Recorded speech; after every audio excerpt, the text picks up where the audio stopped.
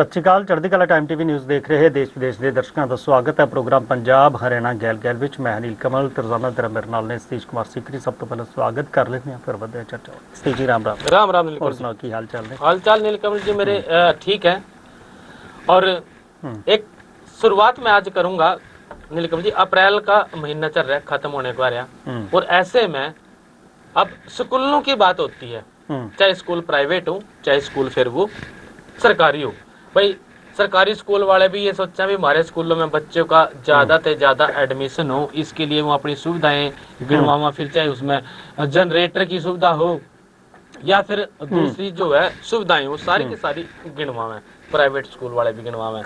लेकिन ज्यादातर लोग जो है प्राइवेट स्कूल ने प्राथमिकता देवे कि उनके जो बच्चे हैं प्राइवेट स्कूल में पढ़े।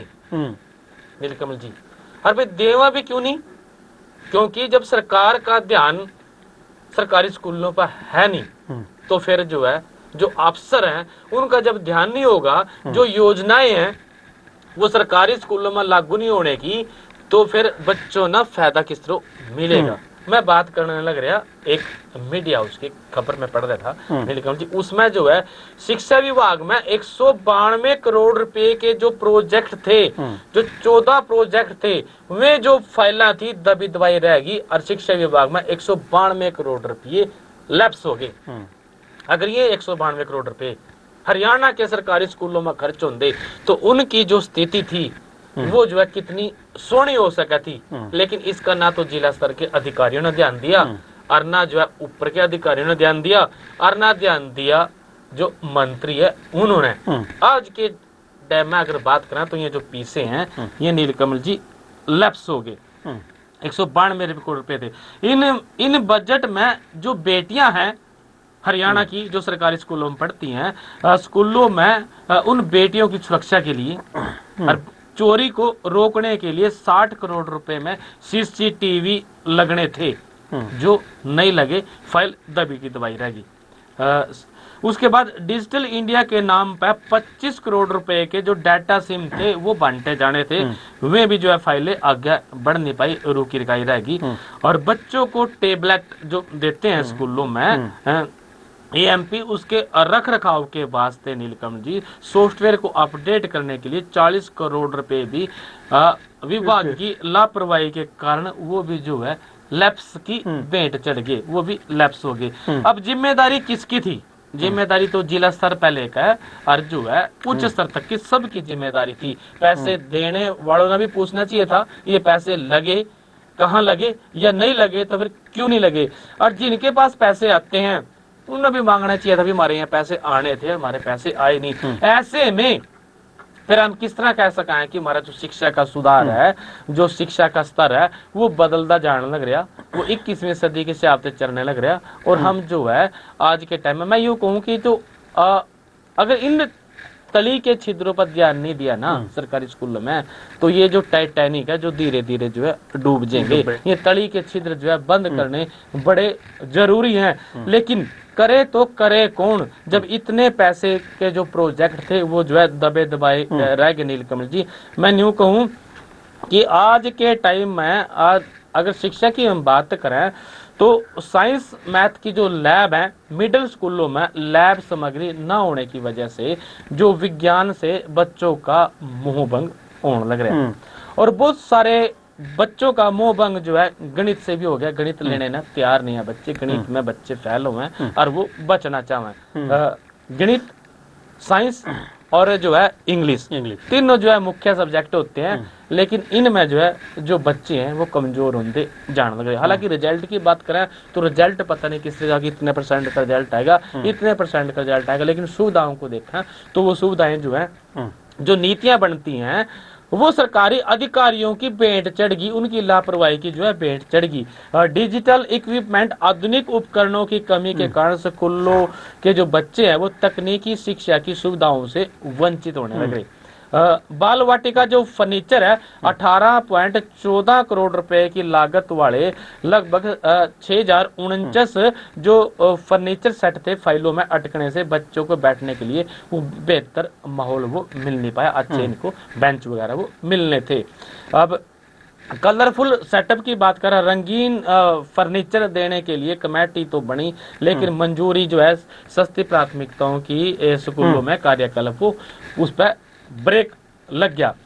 प्ले या मटेरियल की बात करें तो मॉडल संस्कृति स्कूलों में खेल और खेल से जो सीखने के लिए जो टीचिंग लर्निंग मेथड है, जो सामग्री है, जरूरी प्ले वे सामग्री है, वो जो है किट कागजों तक ही सीमित होकर रहेगी।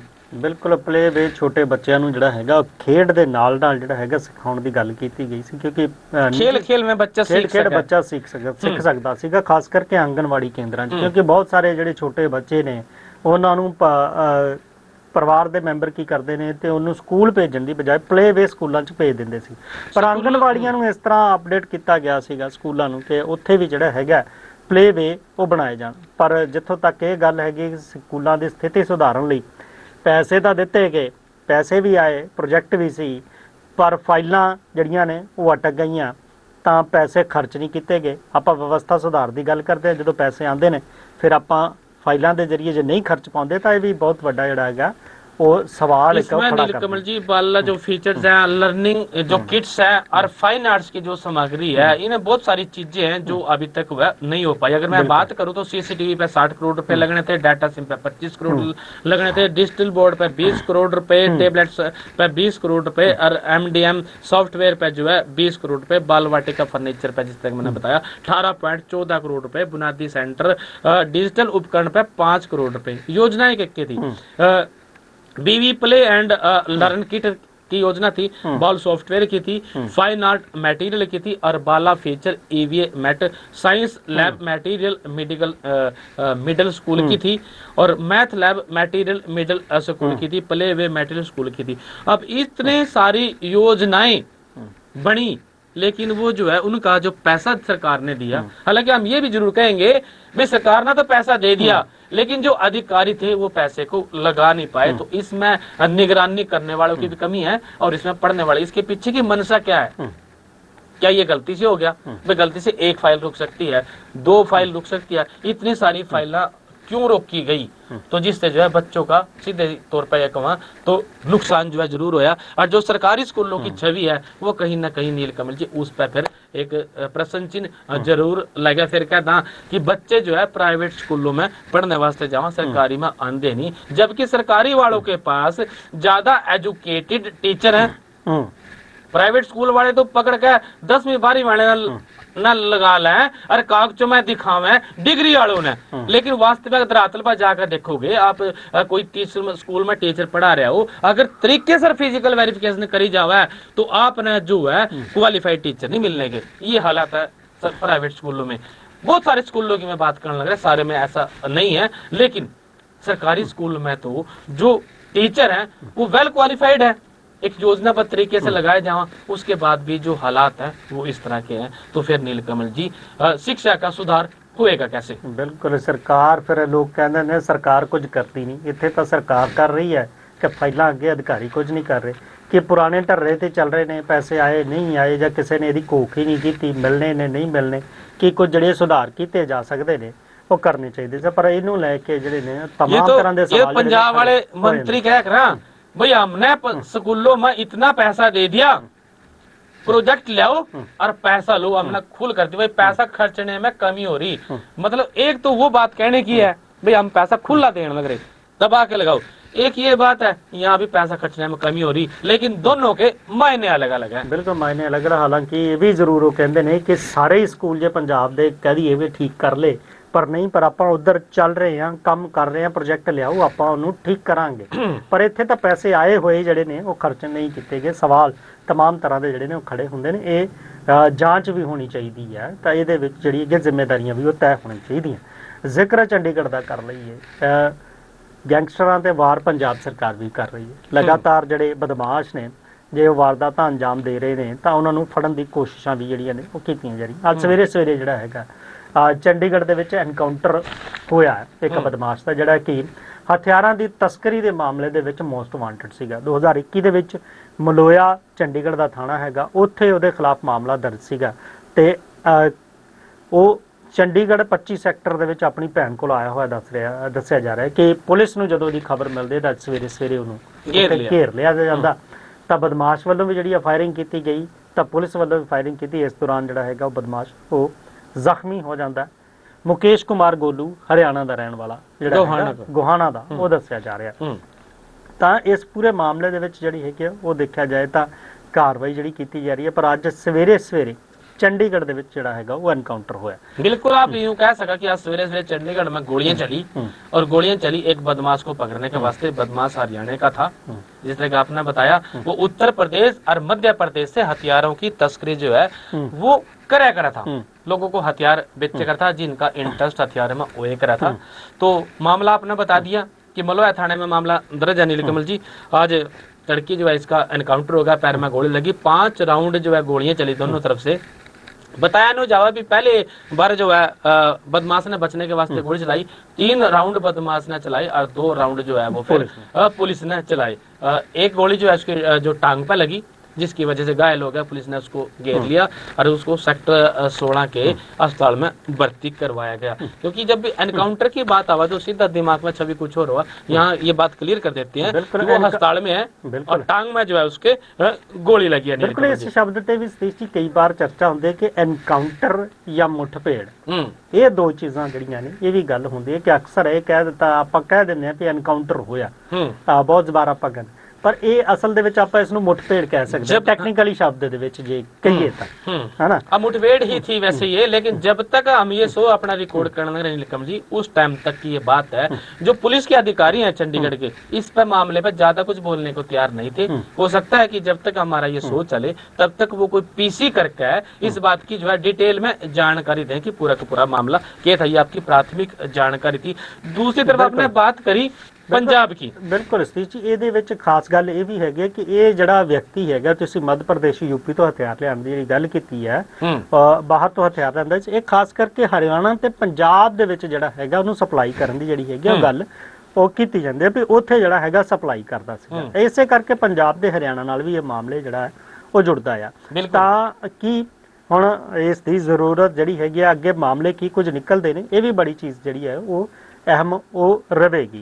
तुसी पंजाब का जिक्र कर रहे थे। पंजाब का मैं जिक्र करूं नीलकमल जी, पंजाब की अगर बात शुरू करी थी आपने पंजाब की कि जो है पंजाब में मान सरकार ने जो है पंजाब के गैंगस्टर मुक्त, क्योंकि आज गैंगस्टर की बात चल रही, तो दूसरी बात ये भी कर लेते हैं क्योंकि हमारा प्रोग्राम भी पंजाब हरियाणा गेल है, तो उसको गैंगस्टर मुक्त बनाने की बात करती। पंजाब में हम गैंगस्टर जो है वो रहने नहीं देंगे। गैंगस्टर वार का आज 91वां दिन है, 90 और 91 का दिन है। पंजाब पुलिस का जो डाटे की अगर हम बात करें तो 561 स्थानों पर जो है छापेमारी की गई और 281 इसमें जो है उन्होंने अब तक गिरफ्तारियां करी। बिल्कुल 70 व्यक्तियों के खिलाफ जो है एहतियातन के तौर पर वो कार्रवाई करी गई और 61 लोगों से पूछताछ के बाद उनको जो है पंजाब में वो छोड़ दिया। लोग जो है गैंगस्टर विरोधी जो है नीलकमल जी अगर बात करें तो ये एक अभियान चल रहा, एक नंबर जो है पंजाब ने सरकार ने कह लो पंजाब पुलिस ने कह लो वो जारी कर रखा है 93,946 और 93,946।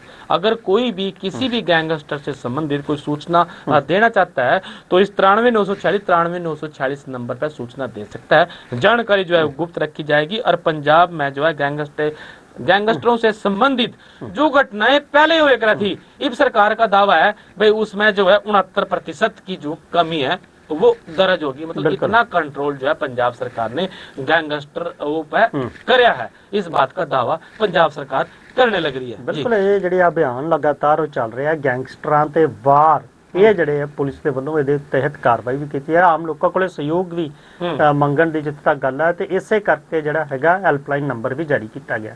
ਤੁਹਾਨੂੰ ਯਾਦ ਹੋਵੇਗਾ ਕਿ ਹਰਿਆਣਾ ਦੇ ਵਿੱਚ ਥੋੜੇ ਸਮਾਂ ਪਹਿਲਾਂ ਹੀ ਜਿਹੜਾ ਹੈਗਾ ਆਪਰੇਸ਼ਨ ਕ੍ਰੈਕਡਾਊਨ ਵੀ ਚੱਲਿਆ ਸੀਗਾ।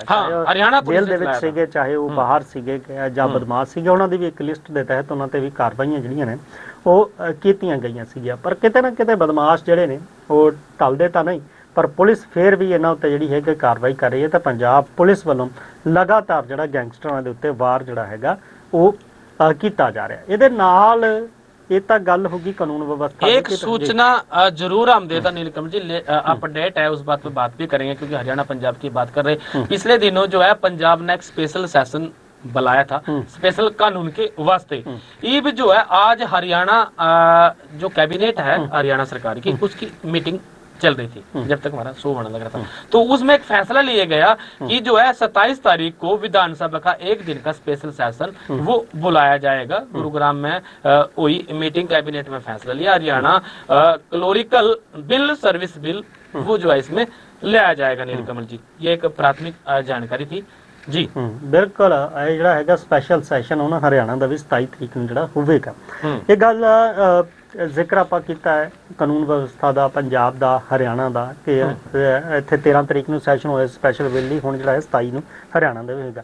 ਪਰ ਜ਼ਿਕਰ ਜੇ ਆਪਾਂ ਅੱਜ ਦੇ ਮੌਸਮ ਦੇ ਹਿਸਾਬ ਨਾਲ ਕਰੀਏ ਤਾਂ ਗੱਲ ਗਰਮੀ ਦੀ ਕਰਨੀ ਵੀ ਬਣਦੀ ਹੈ, ਤੇ ਗਰਮੀ ਦੇ ਵਿਚਾਲੇ ਗੱਲ ਜਿਹੜੀ ਹੈਗੀ ਹੈ ਉਹ ਬਿਜਲੀ ਕੱਟੋਂ ਕੀ ਬਿਜਲੀ ਦੀ ਕਰਨੀ ਬਣਦੀ ਹੈ। ਕਿਉਂਕਿ ਇਹਨਾਂ ਦਿਨਾਂ ਦੇ ਵਿੱਚ ਜਦੋਂ ਹੀਟ ਵੇਵ ਦਾ ਅਲਰਟ ਹੈਗਾ, ਗਰਮੀ ਵੱਧ ਰਹੀ ਹੈ, ਤੇ ਅਜਿਹੇ ਦੇ ਵਿੱਚ ਜਿਹੜੀ ਹੈਗੀ ਹੈ ਬਿਜਲੀ ਦੀ ਮੰਗ ਉਹ ਲਗਾਤਾਰ ਜਿਹੜੀ ਹੈਗੀ ਉਹ ਵੱਧ ਜਾਂਦੀ ਹੈ। ਤੇ ਇਸ ਬਿਜਲੀ ਦੀ ਮੰਗ ਵਧਣ ਦੇ ਦੌਰਾਨ ਜੇਕਰ ਲੰਬੇ ਲੰਬੇ ਕੱਟ ਲੱਗਣ ਤਾਂ ਫੇਰ ਜਿਹੜੇ ਨੇ ਉਹ ਲੋਕ ਵੀ ਪਰੇਸ਼ਾਨ ਜਿਹੜੇ ਨੇ ਕਈ ਵਾਰ ਉਹ ਹੋ ਜਾਂਦੇ ਨੇ। ਪਰ ਗੱਲ ਇਹ ਹੈ ਕਿ ਪੰਜਾਬ ਦੇ ਵਿੱਚ ਜਿੱਥੇ ਤੱਕ ਜ਼ਿਕਰ ਕੀਤਾ ਜਾ ਰਿਹਾ ਕੱਟਾਂ ਦਾ, ਕਿ ਜਿਹੜੇ ਨੇ ਕੁਝ ਇਲਾਕਿਆਂ ਦੇ ਵਿੱਚ 22 ਤੋਂ ਲੈ ਕੇ 26 ਤਰੀਕ ਦੇ ਵਿੱਚ, ਚਾਹੇ ਉਹ ਲੁਧਿਆਣਾ ਹੈ, ਜਲੰਧਰ ਹੈ, ਬਠਿੰਡਾ, ਪਟਿਆਲਾ, बहुत प्रमुख शहर हैगे ने जिन्हां दे लुधियाना में तो 7-7 घंटे के कट लगेंगे। बिल्कुल, इत्थे जड़े ने वो कट लगणगे 8 तो लेके 10 घंटे तक दा जिहड़ा हैगा कट वो 4 दिन के लिए है, 22 से 26 तारीख तक। बिल्कुल 22 ਤੋਂ 26 तरीक ਇਹ ਉਹਨਾਂ ਨੂੰ ਜਿਹੜਾ ਹੈਗਾ ਉਹ ਚੱਲਣਾ ਪੈ ਸਕਦਾ ਆ। ਕਿਉਂਕਿ ਜਿੱਥੇ ਤੱਕ ਗੱਲ ਹੈਗੀ ਆ PSPCL ਜਿਹੜੀ ਹੈਗੀ ਆ ਵੱਖ-ਵੱਖ ਜਿਹੜੇ ਅਪਗ੍ਰੇਡ ਜਿਹੜੇ ਸਬਸਟੇਸ਼ਨ ਨੇ, ਸ਼ਾਇਦ 60 KV ਹੈ, ਫੀਡਰ ਹੈਗੇ ਆ, ਉਹਨਾਂ ਨੂੰ ਅਪਡੇਟ ਕਰਨ ਦੇ ਵਿੱਚ ਲੱਗੀ ਹੋਈ ਹੈ। ਉਹਦਾ ਕਹਿਣਾ ਹੈ ਕਿ ਇਹ ਜਿਹੜੀਆਂ ਚੀਜ਼ਾਂ ਹੈਗੀਆਂ ਬਹੁਤ ਜ਼ਰੂਰੀ ਹੈ ਕਿਉਂਕਿ ਸਿਸਟਮ ਦਾ ਨਵੀਨੀਕਰਨ ਵੀ ਕੀਤਾ ਜਾ ਰਿਹਾ ਹੈ ਤੇ ਇਹਦੇ ਨਾਲ ਜਿਹੜੀ ਹੈਗੀ ਉਹ ਮਜ਼ਬੂਤੀ ਵੀ ਉਹ ਮਿਲੇਗੀ। कुछ पाने के लिए कुछ खोना जरूर पड़ता है। अगर आने वाले टाइम में बिजली हमारी ठीक चले तो उसके लिए फिर ये जो फीडर है ये दुरुस्त करने, ठीक करने जरूरी है। और ये उन्हीं का पार्ट है कि जो पंजाब में कट लगेंगे वो बिजली फीडरों को जो उनकी मरम्मत के लिए, उनको ठीक करने के लिए, ताकि आगे भविष्य में फिर दिक्कत ना आए। बिल्कुल, बुनियादी ढांचे ਨੂੰ ਜੇ ਇਹ ਮਜ਼ਬੂਤ ਕਰਨਾ ਹੈ, ਇਹ ਉਹਦੇ ਲਈ ਬਹੁਤ ਜ਼ਿਆਦਾ ਚੀਜ਼ਾਂ ਜ਼ਰੂਰੀ ਹੈਗੀਆਂ। ਕਿਉਂਕਿ ਜੇ ਇਸ ਦੀ ਮੰਗ ਵਧੇਗੀ ਬਿਜਲੀ ਦੀ ਤਾਂ ਫਿਰ ਫੀਡਰਾਂ ਦੇ ਉੱਤੇ ਜਿਹੜਾ ਹੈਗਾ ਲੋਡ ਵੀ ਵਧੇਗਾ, ਤੇ ਜੇ ਲੋਡ ਦੇ ਕਾਰਨ ਟ੍ਰਿਪ ਕੁਝ ਚੀਜ਼ਾਂ ਹੁੰਦੀਆਂ ਨੇ ਤਾਂ ਫਿਰ ਉਹਦੀ ਪਰੇਸ਼ਾਨੀ ਵੀ ਆਉਣ ਵਾਲੇ ਸਮੇਂ 'ਚ ਉਹ ਲੋਕਾਂ ਨੂੰ ਹੀ ਹੋਵੇਗੀ। ਇਸ ਤੋਂ ਪਹਿਲਾਂ ਸੰਭਾਵੀ ਖਤਰਿਆਂ ਤੋਂ ਪਹਿਲਾਂ ਜੇ ਇਹਨਾਂ ਨੂੰ ਅਪਗ੍ਰੇਡ ਕਰ ਲਿਆ ਜਾਵੇ ਤਾਂ ਉਹ ਚੀਜ਼ ਜਿਹੜੀ ਹੈਗੀ ਆ ਉਹ ਗੱਲ ਉਹ ਵਧੀਆ ਹੈਗੀ ਆ। ਇਹਦੇ ਨਾਲ जिथे जी जिक्र इस बात का भी करता नीलकमल जी कि पंजाब में जो हम बात कर रहे हैं चीजें को ऑपरेट करने की, लेकिन कई बार लोग जो है वो तावले भी हो जाए। पंजाब के जो अमृतसर में लोग जो है जबरन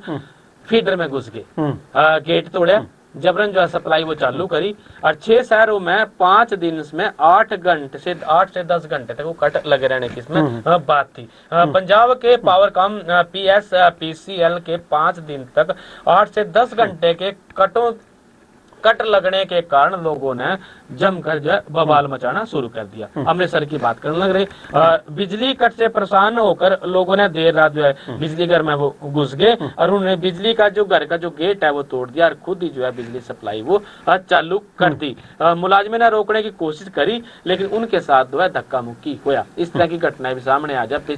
पहले भी जब हम हरियाणा में देखे कर थे, जब जो किसान थे वो तंग हो जाते बिजली के नहाने थे, उन्होंने अपने सोने की चिंता नहीं होती, चिंता होती अपनी जीरी की धान की, और वो बिजली मांगने जाया कराते भाई हमारी जो है खेत है कि फसल धान सूख गई और बिजली चलाओ। तो इस तरह की कई बार बात हो जाया करती, वो ट्रालियां भर भर का जो है अपना पावर हाउस में जाया कराते। तो ये घटना जो है पंजाब में भी घट गई नहीं। बिल्कुल, ये ਜਿਹੜਾ ਨਾ ਅੰਮ੍ਰਿਤਸਰ ਦਾ ਪਿੰਡ ਹੈਗਾ ਵਡਾਲਾ ਪਿੱਟੇ, ਉੱਥੋਂ ਦੀ ਘਟਨਾ ਹੈਗੀ ਹੈ। ਕਿਉਂਕਿ ਜਦੋਂ ਕੱਟ ਲੱਗਿਆ ਤਾਂ ਜ਼ਾਹਿਰ ਤੌਰ ਤੇ ਸਤੀਸ਼ ਜੀ ਦਿਨ ਵੇਲੇ ਜਦੋਂ ਕੱਟ ਲੱਗਿਆ ਤੇ ਇਹਦੇ ਨਾਲ ਜਨਜੀਵਨ ਵੀ ਪ੍ਰਭਾਵਿਤ ਹੁੰਦਾ।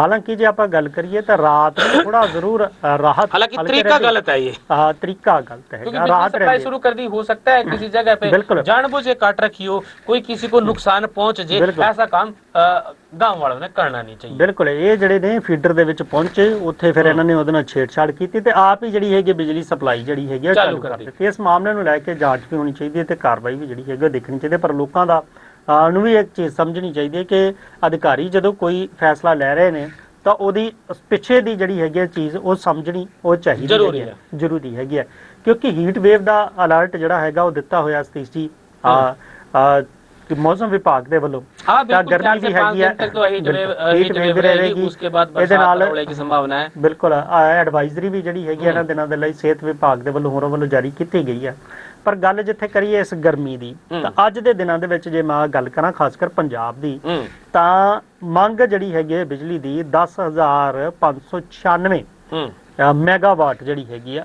ਉਹ ਹੋ ਗਈ ਹੈ ਕਿਉਂਕਿ ਮੰਗ ਜਿਹੜੀ ਹੈ 10,000 ਮੈਗਾਵਾਟ ਤੋਂ ਪਾਰ ਪਹੁੰਚ ਗਈ ਹੈ ਤੇ ਹਾਲੇ ਜਿਹੜਾ ਹੈਗਾ ਅਪ੍ਰੈਲ ਦਾ ਮਹੀਨਾ ਹੈਗਾ 22 ਅਪ੍ਰੈਲ ਅੱਜ ਹੈਗੀ ਹੈ ਤਾਂ ਹਾਲੇ ਮਈ ਜੂਨ ਤੇ ਜੁਲਾਈ ਜਿਹੜੇ ਹੈਗੇ ਨੇ ਇਹ ਮਹੀਨੇ ਜਿਹੜੇ ਨੇ ਇਹ ਪਏ ਨੇ ਇਹਨਾਂ ਦੇ ਵਿੱਚ ਜਿਹੜੀ ਹੈ ਕਿਉਂਕਿ ਆਉਣ ਵਾਲੇ ਸਮੇਂ 'ਚ ਜਿਹੜੀ ਹੈਗੀ ਆ ਮੰਗ ਉਹ ਹੋਰ ਜਿਹੜੀ ਹੈਗੀ ਆ ਉਹ ਵਧੇਗੀ ਜੇ ਆਪਾਂ ਸਾਲ 2024 ਦੀ ਗੱਲ ਕਰੀਏ 2 ਸਾਲ ਪਹਿਲਾਂ ਦੀ ਇਹ 26 ਹੈਗਾ ਅੱਜ ਦੇ ਦਿਨ ਹੀ ਜਿਹੜੀ ਹੈਗੀ ਆ ਉਹ 8,000 ਮੈਗਾਵਾਟ ਦੇ ਕਰੀਬ ਜਿਹੜੀ ਹੈਗੀ ਉਹ ਮੰਗ ਹੈਗੀ ਸੀ 2025 ਚ ਹੀ ਮੰਗ ਵੱਧਦੀ ਹੈ ਤਾਂ 9,430 ਮੈਗਾਵਾਟ ਜਿਹੜੀ ਹੈ ਉਹ ਹੋ ਜਾਂਦੀ ਹੈ लगभग 1000 मेगावाट जो बिजली है वो हर साल जो है मांग बढ़ने लग रही है ਬਿਲਕੁਲ ਹਰ ਸਾਲ ਜਿਹੜੀ ਹੈਗੀ ਆ ਉਹ ਵੱਧ ਜਾਂਦੀ ਹੈ ਤਾਂ 2025 ਪਿਛਲੇ ਸਾਲ ਦੀ ਆਪਾਂ ਗੱਲ ਕਰੀਏ ਤਾਂ ਜਿਹੜੇ ਭਰ ਗਰਮੀਆਂ ਦਾ ਵੀ ਸੀਜ਼ਨ ਸੀਗਾ ਉਹਦੇ ਵਿੱਚ ਵੀ ਲਗਭਗ ਜਿਹੜੀ ਹੈਗੀ ਆ ਉਹ ਵੱਧ ਤੋਂ ਵੱਧ ਮੰਗ ਸੀਗੀ 17,233 ਮੈਗਾਵਾਟ ਤੇ ਜਿਹੜਾ ਇਸ ਵਾਰ ਜਿਸ ਤਰ੍ਹਾਂ ਦੇ ਅਲਰਟ ਦਿੱਤੇ ਜਾ ਰਹੇ ਨੇ ਤਾਂ ਇਹ ਵੀ ਕਿਹਾ ਜਾ ਰਿਹਾ ਹੈ ਕਿ ਹਰ ਵਾਰ ਜੇ ਮੰਗ ਵੱਧਦੀ ਹੈ ਤਾਂ ਇਸ ਵਾਰ ਜਿਹੜਾ ਹੈਗਾ ਬਿਜਲੀ ਦੀ ਮੰਗ ਦਾ ਰਿਕਾਰਡ ਜਿਹੜਾ ਹੈਗਾ ਉਹ ਟੁੱਟਣ ਦੀ ਜਿਹੜੀ ਹੈਗੀ ਆ ਉਹ ਸੰਭਾਵਨਾ ਹੈਗੀ ਹੈ ਕਿ ਇਸ ਵਾਰ ਬਿਜਲੀ ਦੀ ਮੰਗ ਜਿਹੜੀ ਆ ਉਹ ਜ਼ਿਆਦਾ ਹੋਵੇਗੀ ਤੇ ਜੇ ਬਿਜਲੀ ਦੀ ਮੰਗ ਜ਼ਿਆਦਾ ਉਸ ਤੋਂ ਪਹਿਲਾਂ ਫਿਰ ਸਿਸਟਮ ਅਪਗ੍ਰੇਡ ਕਰਨ ਦੀ ਵੀ ਲੋੜ ਹੈਗੀ ਹੈ ਉਹ ਲਗਾਤਾਰ ਕੀਤੇ ਜਾ ਰਹੇ ਨੇ ਇਸ ਤੋਂ ਇਲਾਵਾ ਸਰਕਾਰ ਇਹ ਕਹਿੰਦੀ ਹੈ ਕਿ ਬਿਜਲੀ ਦੀ ਕਿਸੇ ਤਰੀਕੇ ਦੀ ਕਮੀ ਨਹੀਂ ਹੈਗੀ ਕੋਈ ਲੰਬੇ ਕੱਟ ਨਹੀਂ ਲੱਗਣਗੇ ਕਿਉਂਕਿ ਭਰਪੂਰ ਸਪਲਾਈ ਜਿਹੜੀ ਹੈਗੀ ਉਹ ਦਿੱਤੀ ਜਾਵੇਗੀ ਬਿਜਲੀ ਦਾ ਜੇ ਆਪਾਂ ਥਰਮਲ ਪਲਾਂਟ ਆਪਣਾ ਲੈ ਲਿਆ ਕੋਲੇ ਦੀ ਖਾਨ ਆਪਣੀ ਲੈ ਲਈ ਤੇ ਉਹਦੇ ਤੋਂ ਜਿਹੜਾ ਹੈਗਾ ਹੋਰ ਬਿਜਲੀ ਦੇ ਗ੍ਰੀਨ એનર્ਜੀ ਵਧਾਉਣ ਦੇ ਵੱਲ ਵੀ ਜਿਹੜਾ ਹੈਗਾ ਸੋਲਰ ਵੱਲ ਵਧ ਰਹੇ ਆ ਤਾਂ ਕਿ ਬਿਜਲੀ ਜਿਹੜੀ ਹੈਗੀ ਆ ਉਹ ਸਰਪਲਸ ਪੰਜਾਬ ਦੇ ਵਿੱਚ ਰਵੇ ਤਾਂ ਹੁਣ ਤੱਕ ਕਹਿੰਦੇ ਕਿ ਕੋਈ ਲੰਬੇ ਕੱਟ ਜਿਹੜੇ ਨੇ ਉਹ ਲੱਗੇ ਨਹੀਂ ਪਰ ਇਹ ਜਿਹੜੇ ਕੱਟ ਨੇ ਉਹ ਸਿਸਟਮ ਅਪਗ੍ਰੇਡ ਕਰਨ ਕਰਕੇ ਲੱਗ ਰਹੇ ਨੇ ਪਰ ਲੋਕ ਨੇ ਉਹ ਵੀ ਜਿਹੜੇ ਨੇ ਕਈ ਵਾਰ ਉਤਾਵਲੇ ਹੋ ਜਾਂਦੇ ਨੇ ਜਿਸ ਤਰ੍ਹਾਂ ਅੰਮ੍ਰਿਤਸਰ ਦੀ ਘਟਨਾ ਹੋਈ ਤਾਂ ਪਰ 22 ਤੋਂ ਲੈ ਕੇ 26 ਤੱਕ ਥੋੜੀ ਦਿੱਕਤ ਜ਼ਰੂਰ ਉਹ ਹੋ ਸਕਦੀ ਹੈ ਪਰ ਇਸ ਤੋਂ ਬਾਅਦ ਸਥਿਤੀ ਜਿਹੜੀ ਹੈਗੀ ਆ ਉਹ ਠੀਕ ਉਹ ਹੋ ਸਕਦੀ ਹੈ ਤਾਂ ਫਿਲਹਾਲ ਬਿਜਲੀ ਦੀ ਮੰਗ ਵੀ ਇਹਨਾਂ ਦਿਨਾਂ ਦੇ ਵਿੱਚ ਜਿਹੜੀ ਹੈਗੀ ਆ ਉਹ ਵੱਧ ਗਈ ਹੈ ਤਾਂ ਜਿਹੜੀ ਪਿਛਲੇ ਸਾਲਾਂ ਦੇ ਮੁਕਾਬਲੇ ਕਹੀਏ ਤਾਂ ਇਸ ਵਾਰ 10,000 ਤੋਂ ਜਿਹੜੀ ਪਾਰ ਉਹ ਲੰਘ ਗਈ लेकिन यूं कह सका भी जिस तरह के सरकार दावे करें भाई 24 घंटे हम निर्बाध जो है बिजली देने लग रहे वो दावे करने के लिए चाहे फिर वो हरियाणा के हो वो फैल होंगे नजर आवा क्योंकि आए दिन फोन पे मैसेज आ जाए भाई आपके एरिया में जो है बिजली डिस्टर्ब है इस कारण से जब वो मैसेज आ रहे हैं तो इसका मतलब कहीं ना कहीं डिस्टर्बेंस तो होने लग रही है फिर वो 24 घंटे वाली बात में भाई 20 पे लियाओ 21 पे लियाओ 24 ना कहो ਬਿਲਕੁਲ ਜਾਣਕਾਰੀ ਤਾਂ ਉਪਭੋਗਤਾ ਨੂੰ ਦਿੱਤੀ ਜਾ ਰਹੀ ਹੈ ਵੀ ਡਿਸਟਰਬ ਜਿਹੜੀ ਹੈਗੀ ਬਿਜਲੀ ਰਹਿ ਸਕਦੀ ਹੈ ਬੀਤੇ ਦਿਨੀ ਇੱਕ ਵੀਡੀਓ ਵੀ ਜਿਹੜਾ ਹੈਗਾ ਕਿਸੇ ਵੱਲੋਂ ਉਹ ਜ਼ਰੂਰ ਨਜ਼ਰ ਆਇਆ ਸੀਗਾ ਕਿ ਇੱਕ ਮੰਤਰੀ ਨੂੰ ਜਿਹੜਾ ਹੈਗਾ ਉਹ ਫੋਨ ਕਿਸੇ ਦੂਸਰੇ ਇਲਾਕੇ 'ਚ ਜਿਹੜਾ ਹੈਗਾ ਫੋਨ ਕਰ ਲਿਆ ਜਾਂਦਾ ਵੀ ਸਾਡੀ ਬਿਜਲੀ ਜਿਹੜੀ ਹੈਗੀ ਆ ਉਹ ਦਿੱਤੀ ਜਾਵੇ ਤਾਂ ਇਸ ਤਰ੍ਹਾਂ ਦੀਆਂ ਚੀਜ਼ਾਂ ਵੀ ਜਿਹੜੀਆਂ ਹੈਗੀਆਂ ਉਹ ਕਈ ਵਾਰ ਸਾਹਮਣੇ ਆਉਂਦੀਆਂ ਪਰ ਉਪਭੋਗਤਾ ਨੂੰ ਜੇ ਜਾਣਕਾਰੀ ਹੋਵੇ ਤਾਂ ਉਸ ਹਿਸਾਬ ਨਾਲ ਜਿਹੜਾ ਹੈਗਾ ਉਹਦਾ ਇੰਤਜ਼ਾਮ ਕੀਤਾ ਉਹ ਜਾ ਸਕਦਾ ਸਤੀਸ਼ ਜੀ ਤਾਂ ਫਿਲਹਾਲ ਜਿਹੜਾ ਹੈਗਾ ਜਿਸ ਸਿਸਟਮ ਅਪਗ੍ਰੇਡ ਚੱਲ ਰਹੇ ਨੇ ਤੁਹਾਨੂੰ ਤਕਰੀਬਨ ਉਹਦੀ ਜਾਣਕਾਰੀ ਦਿੱਤੀ ਜਾ ਰਹੀ ਹੈ ਪਬਲਿਕ ਨੋਟਿਸ ਜਾਰੀ ਹੋ ਰਹੇ ਨੇ ਤਾਂ ਇਦਾਂ ਚੀਜ਼ਾਂ ਨੂੰ ਉਹ ਸਮਝਣਾ ਚਾਹੀਦਾ ਕਿ ਕੰਮ ਜਿਹੜੇ ਜ਼ਰੂਰੀ ਨੇ ਉਹ ਮੌਕੇ ਤੇ ਉਹ ਹੋਣੇ ਚਾਹੀਦੇ ਨੇ ਤਾਂ ਕਿ ਭਵਿੱਖ ਵਿੱਚ ਇਸ ਚੀਜ਼ ਦੀ ਦਿੱਕਤ ਉਹ ਨਾ ਆਵੇ ਫਿਲਹਾਲ ਪ੍ਰੋਗਰਾਮ 'ਚ ਵੇਲਾ ਇਸ ਵੇਲੇ ਤੁਹਾਡੇ ਤੋਂ ਇਜਾਜ਼ਤ ਲੈਣ ਦਾ ਹੋ ਚੱਲਿਆ ਫਿਰ ਮਿਲਾਂਗੇ ਇਸੇ ਪ੍ਰੋਗਰਾਮ 'ਚ ਤਦ ਤੱਕ ਲਈ ਮੈਨੂੰ ਤੇ ਸਤੀਸ਼ ਕੁਮਾਰ ਸੀਕਰੀ ਤੁਸੀਂ ਦਿਓ ਇਜਾਜ਼ਤ ਬਣੇ ਰਹੋ ਚੜ੍ਹਦੀ ਕਲਾ ਟਾਈਮ ਟੀਵੀ ਨਾਲ ਧੰਨਵਾਦ राम राम जी सत श्री अकाल